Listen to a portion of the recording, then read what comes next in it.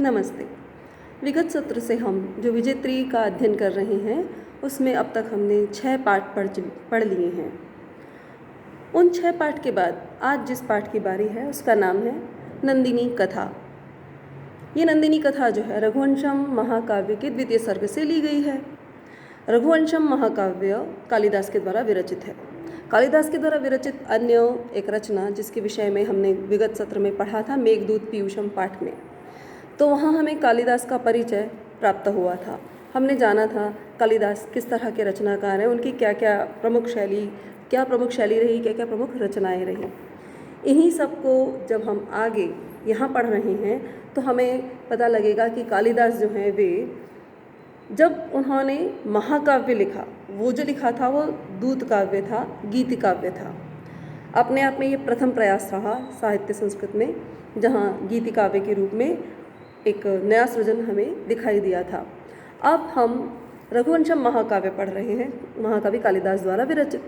तो पूर्व में हम महाकवि कालिदास के विषय में एक बार फिर से परिचय प्राप्त करेंगे कि उन्होंने कौन कौन सी रचनाएं लिखी हैं, क्या किया है, और ये जो रचना हम पढ़ रहे हैं इस रचना में उनका मुख्य केंद्र क्या है, किस चीज़ को लक्ष्य करके उन्होंने अपना यह ग्रंथ सृजित किया है। महाकवि कालिदासः संस्कृत साहित्ये अप्रतिम कवि रूपेण आद्रियते। महाकवि कालिदास संस्कृत साहित्य में अप्रतिम कवि के रूप में आदर प्राप्त रखते हैं। यानी महाकवि कालिदास को संस्कृत में एक श्रेष्ठ कवि के रूप में आदर प्राप्त होता है। कविरस्य स्थितिकाल ख्रिस्तपूर्व प्रथम शताब्दौ स्वीक्रियते। महाकवि कालिदास का समय क्या रहा, तो कहते हैं ईसा की पहली शताब्दी में इनका जन्म हुआ, यही इनका काल है। कविरस्य जन्मस्थान वंशजीवन विषये विद्वांस विवदमानापि जनश्रुतिभिः अनुमानैः तस्य रचना साक्ष्यैश्च स्वीकुर्वन्ति यत् कविरस्य जन्म ब्राह्मण वंशे अभवत्। इस कवि के जन्मस्थान, वंश, जीवन विषय में विद्वानों को बहुत विवाद है, और विवाद होने पर भी जनश्रुतियों के अनुसार अनुमान के द्वारा, उनकी रचनाओं के साक्ष्यों के द्वारा यह स्वीकार किया जाता है कि इन कवि का जन्म ब्राह्मण वंश में हुआ था। उज्जैनी तस्य वासभूमि रासीत, और उज्जैनी उनकी निवास भूमि थी, यानी उज्जैनी उनका निवास स्थान था। यह महाकवि भारतीय संस्कृति साहित्य जीवन दर्शनानांच प्रतिनिधि कवि रूपेण राजते। यह महाकवि जो हैं, महाकवि कालिदास जो है, भारतीय संस्कृति, साहित्य और जीवन दर्शन इन सब के प्रतिनिधि कवि के रूप में शोभा को प्राप्त करते हैं। कहने का तात्पर्य यह है कि महाकवि कालिदास ने जो कुछ भी रचनाएं की हैं उन रचनाओं में भारतीय संस्कृति, भारतीय साहित्य, भारतीय जीवन दर्शन का विशेष उल्लेख उन्होंने अपने संस्कृत काव्य में किया है। यानी हम जब कालिदास के काव्यों को पढ़ेंगे तो हमें इन सब चीज़ों का सहज ही ज्ञान प्राप्त हो जाएगा। कालिदासस्य काव्ये काव्योचित भावगांभीर्य, प्रेमाभिव्यक्ति, प्रकृतिचित्रं, शास्त्रोचित भावतौदार्य, रसछंद अलंकारादीनि काव्यकलानि कषानि प्रतिमानानि च अतिशयेन फलितानि। कालिदासस्य काव्ये, कालिदास के काव्य में काव्योचित भावगांभीर्य, यानी काव्य के योग्य जो भावगांभीर्य होना चाहिए वह भावगांभीर्य है। प्रेमाभिव्यक्ति, प्रकृतिपूर्ण चित्रण, प्रकृति का बहुत उत्तम चित्रण कालिदास ने अपने काव्य में किया है। शास्त्रोचित भाव, भव्यता, औदार्य, उदारता, रस, छंद, अलंकार इत्यादि का काव्य में प्रयोग काव्य कला की कसौटी के प्रतिमान के रूप में अतिशय सिद्ध होता है। यानी जो भी कालिदास ने रस, छंद, अलंकारों का प्रयोग, जिस भी रस, छंद, अलंकार का प्रयोग अपने काव्य में किया है तो वह सफल हुआ है और बिल्कुल सटीक उतर रहा है उन अलंकारों के सिद्धांतों पर, उन छंदों की मात्राओं इत्यादि के ऊपर। कहीं कोई भी दोष वहाँ प्राप्त नहीं होता है। कालिदास वैदर्भी रीति प्रयोगे अन्यतमः। कालिदास के विषय में जब इनकी रीति की बात की जाए तो कहते हैं वैदर्भी रीति के विषय में तो कालिदास का कोई दूसरा तोड़ है ही नहीं। यानी सबसे श्रेष्ठ कालिदास ने जो रचनाएं लिखी हैं वे रचनाएं जो हैं वैदर्भी रीति में लिखी गई हैं, और उन्होंने अन्यतम विशेष प्रयोग इसमें किया है। उपमा, अर्थांतरन्यास, अलंकार प्रयोगे तस्य प्रतिभा वैलक्षणं स्वीकुर्वद्भिः समीक्षकैः तस्य प्रशस्ति उपमा कालिदासस्य इत्याभरणकेन स्वीकृता। उपमा, अर्थांतरन्यास इत्यादि अलंकार के प्रयोग के विषय में तस्य प्रतिभा, उनकी प्रतिभा, वैलक्षणम, उनकी जो विलक्षणता है, उनका जो चातुर्य है, उनकी जो श्रेष्ठता है, उसे स्वीकुर्वत भी स्वीकार करते हुए समीक्षकों के द्वारा तस्य प्रशस्ति, उनकी प्रशस्ति उपमा कालिदासस्य, उपमा कालिदास की, यानी सबसे श्रेष्ठ उपमा यदि किसी की है तो वो सिर्फ कालिदास की है। इत्याभरणकेन, इस कथानक के द्वारा, इस कथन के द्वारा, उद्घोष के द्वारा स्वीकार की है। अयम कवि कवि ही विद्वत् समाजे कविता कामिनी विलास, यह कवि विद्वानों के समाज में कविता कामिनी विलास, दीपशिखा इत्यादि बहुत सी उपाधियों से बहुत सम्मानिता अस्ति, बहुत सम्मानित है। किम बहुना, और अधिक क्या कहा जाए, तस्य विलक्षण वर्णन नैपुण्यम अद्भुतांच काव्यशैलीं समवीक्ष एव समीक्षकै उच्यते यत्, इनकी बहुत विलक्षण वर्णन की निपुणता और अद्भुत काव्यशैली को देख करके समीक्षक जो हैं वो कहते हैं कि पुरा कविनाम गणना प्रसंगे कनिष्ठिकाधिष्ठता कालिदासः अद्यापि तत्तुल्य कवेरभावात् अनामिका सार्थवती बभूवः। देखो, ये कनिष्ठिका, ये अनामिका, ये मध्यमा, ये तर्जनी और ये अंगुष्ठ कहलाता है। ठीक है ना बच्चों। अब आप देखिए कि सबसे पहले जब नाम गिनते हैं तो हम सबसे पहला नाम इसी उंगली पर गिनते हैं, तो कहते हैं कि पूरा कवि नाम गणना प्रसंगे, जब सबसे पहले कवियों की गिनती की गई कि श्रेष्ठ कवि कौन है, तो जब कवियों की गिनती का प्रसंग आया उस समय में सबसे पहले कनिष्ठिका अधिष्ठता कालिदास है, सबसे पहले कालिदास का नाम कनिष्ठिका पर आया।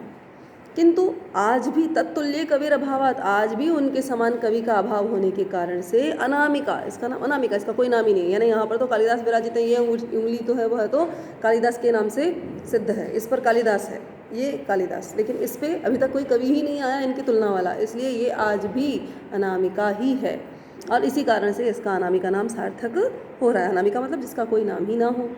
अस्य महाकवि सांप्रतम सप्तरचनाः समुपलभ्यन्ते, अभी इस समय में वर्तमान में महाकवि कालिदास की 7 रचनाएं उपलब्ध होती हैं।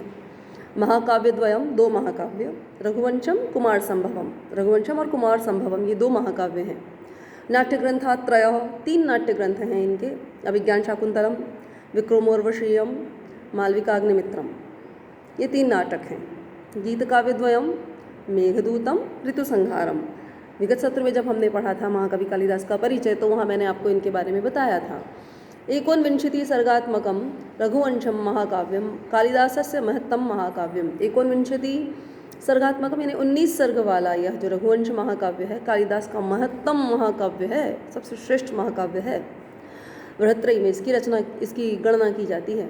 कालिदासस्य कवित्व प्रतिभा भारतीय संस्कृतेर अभिव्यक्तिश्च यादृशी रघुवंशे तादृशी अन्यत्र दुर्लभा एव।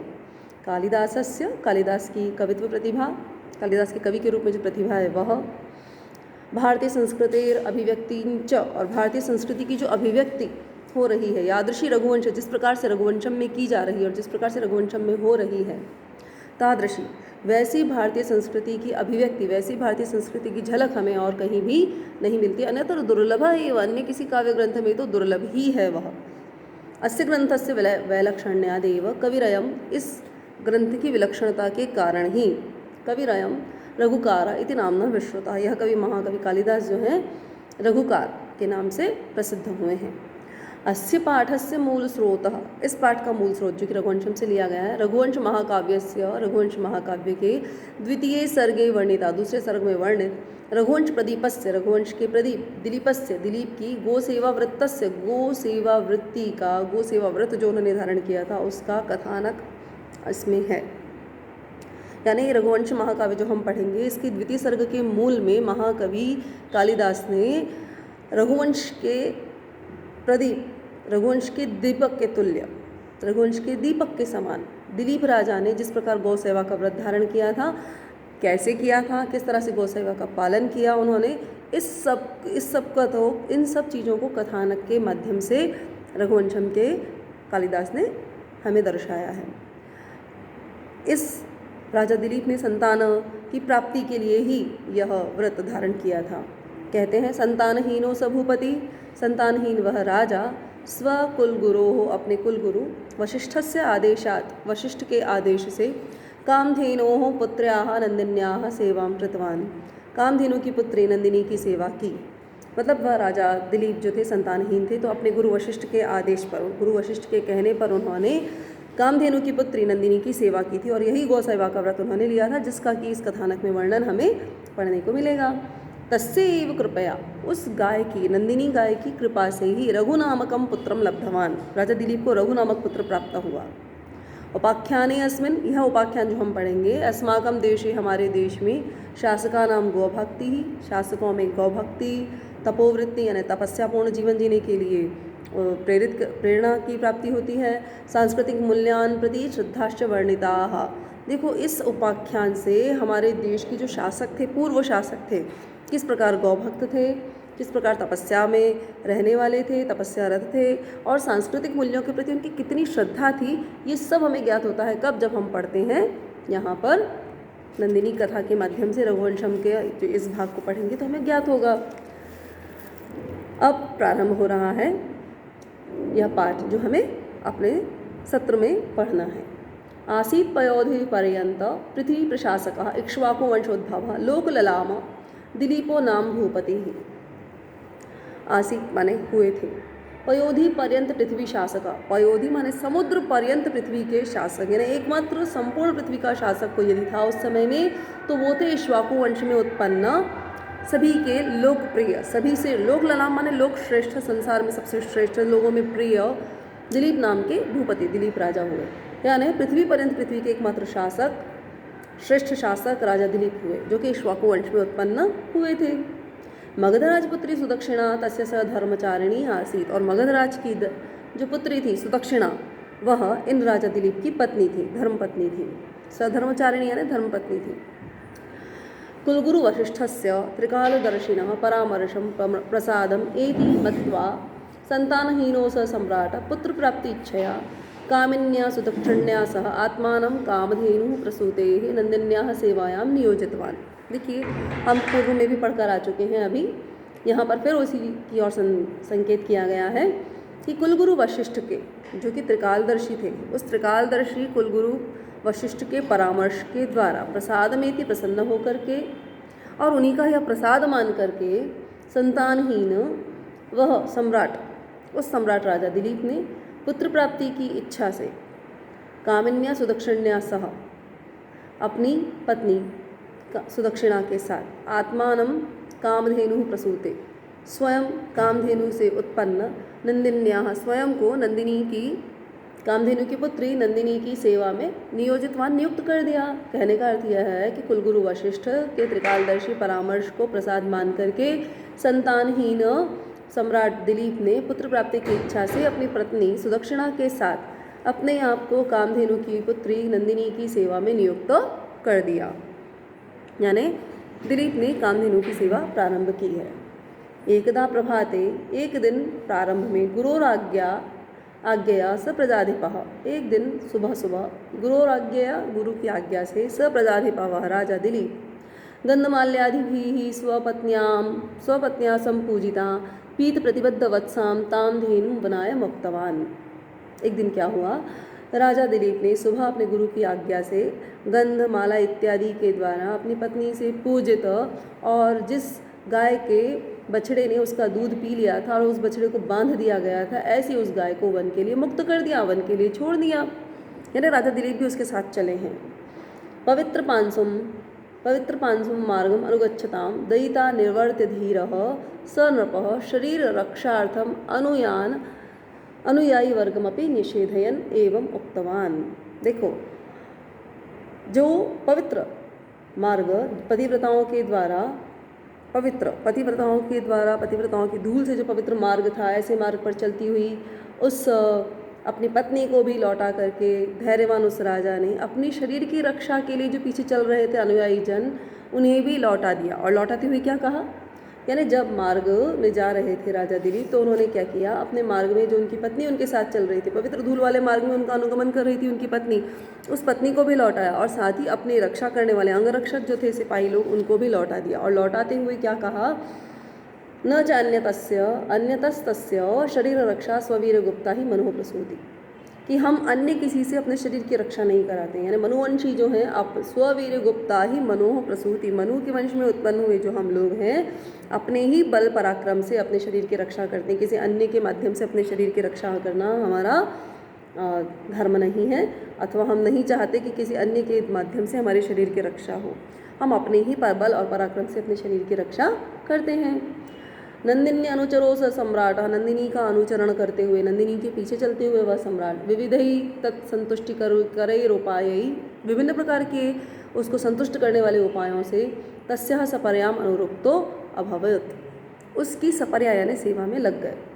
अब नंदिनी का अनुचरण करते हुए, नंदिनी के पीछे पीछे चलते हुए वह सम्राट दिलीप ने क्या किया कि किसी भी प्रकार से वह नंदिनी संतुष्ट हो जाए, इसके लिए हर प्रकार से उसे संतुष्ट करने के लिए उसकी सेवा में वे लग गए। स कदाचित, वह कभी रसवद्भि तृणैः कदाचित कंडूयनैः, वह कभी उसे जल पिलाते, कभी तिनके घास खिलाते, कभी उसकी खुजली खुजाते, कभी दंश निवारण से उसके डांस निकालते, जो मच्छर होते हैं उन्हें हटाते, डांस लग जाते हैं उनको हटाते। स्वच्छंद गमनैश्च ताम सेवितवान, और वो स्वतंत्र रूप से चलती रहती, उसके पीछे पीछे चलते हुए राजा दिलीप उसकी सेवा कर रहे थे। यानी ये जो हम पढ़ रहे हैं ना कि राजा दिलीप ने उसकी सेवा करने में वो लग गए, तो किस प्रकार सेवा कर रहे थे, तो कभी उसको घास खिलाते, कभी उसको जल पिलाते, कभी उसकी खुजली खुजाते, कभी उसकी डांस मच्छर हटाते, और स्वतंत्र रूप से जो वो गमन कर रही थी उसके पीछे पीछे चलते हुए उसकी सेवा कर रहे थे। भूपति रसौ जाता पूर्ण अनुचरो नंदिनी व्यवहाराणाम, ये राजा दिलीप जो थे हर प्रकार से नंदिनी के व्यवहार का अनुगमन कर रहे थे। तद यथा, जैसे कि किस प्रकार से नंदिनी का अनुसरण कर रहे थे वे, स्थितः स्थिताम, वो रुकती तो रुक जाते, उच्चलती प्रयाताम, जब वो चल देती तो स्वयं उठकर चल देते। निषेधुषीम आसन बंध धीरा, यदि वो बैठती तो स्वयं आसन बांध करके बैठ जाते।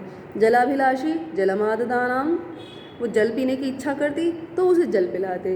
छाया एव ताम भूपतिर अन्वगच्छत, छाया की भांति वे राजा उसके पीछे पीछे चल रहे थे। स्थितः, बैठ जाने पर बैठ जाते थे, चल देने पर उसके पीछे चल देते थे।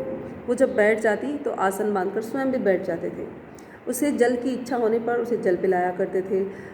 इस प्रकार विभिन्न क्रियाएं उसके मन अनुकूल होकर के करते हुए छाया की भांति राजा दिलीप उसका अनुगमन कर रहे थे। सा नंदिनीं प्रतिदिनं दिवसपर्यन्तं स्वपरिभ्रमणेन दिगंतराणि पूतानि विधाय सायकाले वशिष्ठ आश्रमं प्रत्यावर्तमाना अपि तेन मध्यमलोक अनुपालेन अनुगता धर्मानुष्ठान तोषिता साक्षात श्रद्धैव शोभते स्म।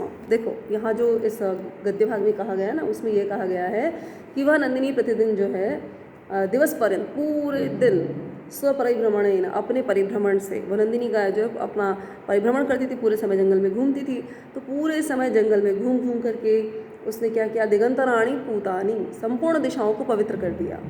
और ऐसा करके सायकाल में वशिष्ठ के आश्रम में जब वो लौट रही थी ना, तब भी उसके द्वारा जब वो मध्यम लोकपाल अनुगता, मध्यम लोकपाल यानी राजा के द्वारा अनुगमन की जाती हुई वह जब लौट रही थी तो ऐसा लग रहा था धर्म के अनुष्ठान से युक्त साक्षात श्रद्धा ही शोभा प्राप्त कर रही हो। यानी राजा जो हैं वो चल रहे, श्रद्धा वह खुद है, और राजा दिलीप उसके पीछे पीछे चल रहे धर्म का अनुष्ठान करने वाले। तो राज्ञः धर्मपत्न्यापि वशिष्ठधेनुर अनुयायिनम तम वनांतम आवर्तमानम, और राजा की जो धर्मपत्नी थी वह भी वशिष्ठ की उस धेनु का अनुगमन करते हुए उसके पीछे पीछे आते हुए जब राजा दिलीप वनांतात आवर्तमानम, वन के भाग से लौटकर आ रहे थे, तब निर्विमेष लोचनाभ्याम, अपलक दृष्टि से, विलोचयंतीम, उसे देख रही थी, उस गौ को देख रही थी, अपलक दृष्टि से उस गाय को देखे जा रही थी, और तृप्तिम न लेभे, और तृप्ति को प्राप्त नहीं कर रही थी। अहो दिव्यम एतद् दृश्यम, ये दृश्य कितना दिव्य है। भवती स्मतदानीं प्रत्यावर्तन कालस्य, जब वो लौट रही होती थी ना तो यह दृश्य इतना दिव्य होता था उसके लौटने का कि कवि कालिदास वर्णन करते हुए कहते हैं कि दिन क्षपा मध्य गतेव संध्या।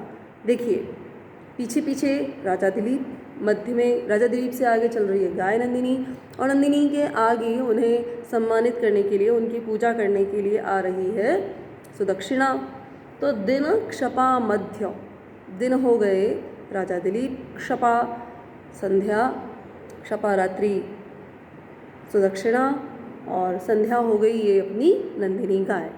तो पुरस्कृता वर्तमनी पार्थिवेन, पार्थिवेन राजा दिलीप के द्वारा पुरस्कृता वर्तमनी, मार्ग में आगे करके चलती हुई, प्रत्युद्गता पार्थिव धर्मपत्नी, और पार्थिव राजा की धर्मपत्नी के द्वारा जिसका स्वागत किया जा रहा है, ऐसे वह नंदिनी गाय। तदंतरे उन दोनों के मध्य में सा विरराज धेनु, वह गाय विरराज सुशोभित हुई, धेनु माने गाय, वह गाय इस प्रकार सुशोभित हुई मानो दिन और रात्रि के बीच में संध्या सायंकालीन जो शोभा होती है दिन की, वह शोभा हो, इस प्रकार से वह गाय शोभा को प्राप्त कर रही थी।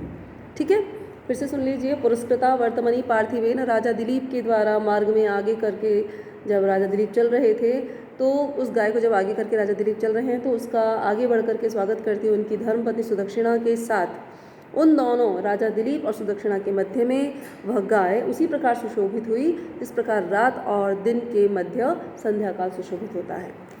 अब नंदिनी की जो सेवा कर रही है वह गाय, उस गाय की जो सेवा कर रही है सुदक्षिणा, तो कैसे कर रही है उसका वर्णन करते हुए कहते हैं साक्षात पात्र हस्ता सुदक्षिणा प्रति सायं प्रत्युद्गतां तां प्रणम्य अर्थसिद्धै द्वारमिवस्य श्रृंगारांतरम पूजयति स्म। साक्षात पात्र हस्ता, चावल के पात्र को हाथ में लेकर के सुदक्षिणा प्रति सायं, प्रत्येक शाम के समय, प्रत्युद्गताम आगे बढ़ करके, ताम उस गाय को, प्रणम्य प्रणाम करके, अर्थ सिद्धये अपने मनोरथ की सिद्धि के लिए, द्वारम एवस्याह श्रृंगांतरम इस गाय के दोनों सिंगों के मध्य के भाग को द्वार की तरह पूजा करती हुई पूजा किया करती थी।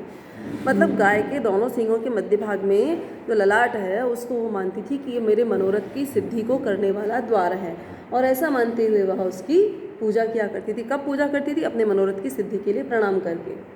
सा पयस्विन्यपि, और वह गाय भी स्तमिता स्थिर होकर के, ताम सपर्याम स्वीकुरुते स्म, वह गाय भी बिना चंचलता किए स्थिर होकर के गंभीरता के साथ उसकी सेवा को ग्रहण किया करती थी। भक्तयोपन्नेषु तद्विधानां प्रसाद चिन्हानि पुरः फलानि भवन्ति इति मत्वा तौ दंपति परमानंदम लभेताम। भक्ति से युक्त इस प्रकार के प्रसन्नता के चिन्हों को सामने ही देखते हुए पुरः फलानि कि हमारा जो फल है वो हमें शीघ्र ही मिलने वाला है, ऐसा मान करके तौ दंपति वे दोनों पति पत्नी परम आनंद को प्राप्त किया करते थे। संध्या विधि समाप्य, सायकालीन विधि को समाप्त करके, तौ प्रतिदिनम वे प्रतिदिन दोहावसाने गाय को दूह लेने के पश्चात निषण्णाम बैठी हुई, ताम दोग्ध्रीम उस गाय की, प्रतिदिनम असेवताम उस गाय की फिर सेवा किया करते थे। संध्या विधि समाप्त करके वे दोनों प्रतिदिन दोहावसाने उस गाय का दोहन इत्यादि पूर्ण हो जाने के पश्चात निषण्णाम बैठी हुई, ताम दोग्ध्रीम उस गाय की, प्रतिदिनम असेवेताम फिर उसकी सेवा किया करते थे। रात्रौ अपि तम अंतिकस्य बलि प्रदीपाम संपूज्य, रात्रि में भी उसके समीप में दीपक, पूजा का दीपक रख करके गृहिणी सहाय अपनी पत्नी के साथ राजा दिलीप समुपविष्टाम ताम अनुपविश्य क्रमेण यथाक्रमम सुप्ताम शयनम अभजत। राजा दिलीप क्या करते थे? दीपक रख देते थे गाय के पास, और फिर उसकी सेवा इत्यादि करने के बाद अपनी पत्नी के साथ उसके बैठ जाने पर उसके पास बैठ करके क्रम से जब वह सो जाती स्वयं सोया करते थे। प्रातः काले सुबह होने पर सुप्तोत्थायाम तस्याम उत्थितवान, प्रातः काले उसके उठ जाने पर स्वयं उठ जाया करते थे। इत्थम प्रदार्थम इस प्रकार संतान प्राप्ति के लिए गौ सेवा व्रतम पालयता, गौ सेवा के व्रत को पालते हुए, करुणा अवतार से तस्य करुणा के अवतार उस राजा दिलीप के, धीरस्य एकविंशति दिनानि व्यपगतानि, धैर्यवान उस राजा दिलीप के कितने दिन बीत गए? 21 दिन आज बीत रहे हैं। तब द्वाविंशे दिने 21 दिन बीत चुके हैं, तब 22वें दिन सा मुनि होम धेनु, वह मुनि की यज्ञ गाय, आत्मा अनुचरस्य भावम जिज्ञासमाना अपने सेवक के भावों को जानने की इच्छा से हिमालय गुहायाम प्रविष्टवती, हिमालय की गुफा में प्रवेश कर गई। नंदिनी मनसा अपि हिंस्रै न कदापि दमनीया इत्यवगत्य स राजा आद्रि शोभा दर्शने तत्परो अभवत्। ये नंदिनी गाय जो है ना, मन से भी किसी हिंसक प्राणी के द्वारा कभी भी आक्रमण के योग्य नहीं है, ऐसा जान करके राजा दिलीप जो थे वो हिमालय पर्वत की शोभा को देखने में लग गए। और तदनंतरे उसी के पश्चात अलक्षिता अभ्युत्पतनः मृगेन्द्रकैः तां नंदिनी बलादाकृष्य वधाय प्रवृत्तः। तब इसी बीच जबकि राजा दिलीप उसे नहीं देख रहे हैं, एक सिंह ने उस नंदिनी गाय के ऊपर बलपूर्वक उसको खींच करके उसे मारने के लिए प्रवृत्त हो गया। तदा आक्रंदितम श्रुत्वा, और उसके आक्रंदन को, उसके शोर को सुन करके, स राजा व राजा यदा गाम विलोकयति जब गाय को देखते हैं, विलोकयते स्म देखते हैं, तदा गवे स्थितम एकम केसरिणम अपश्यत तब उन्होंने देखा कि गाय के ऊपर एक सिंह बैठा हुआ है। 22वें दिन मुनि की यज्ञ गाय के मुनि ने अपनी जो मुनि की यज्ञ गाय है उस गाय ने अपने अनुचर के मन के भाव को जानने के लिए वो हिमालय की गुफा में प्रवेश कर गई। राजा दिलीप भी जानते थे कि इस गाय के ऊपर मन से भी कोई भी प्राणी, हिंसक प्राणी आक्रमण नहीं कर सकता, इसलिए वो पर्वत की शोभा देखने में मग्न हो गए। तभी राजा की जो ये गाय है, इस गाय के ऊपर जबकि राजा नहीं देख रहे हैं, एक सिंह ने गाय के ऊपर आक्रमण कर दिया और उसे खींच करके वह उसे मारने लगा। तब उसके आक्रंदन, उसके शोर को सुनकर के पर्वत की शोभा को देखने में लगे हुए उस राजा की दृष्टि को आकृष्ट किया जब राजा उस गाय ने, तो राजा देखता है कि यह तो गाय के ऊपर एक सिंह बैठा हुआ है।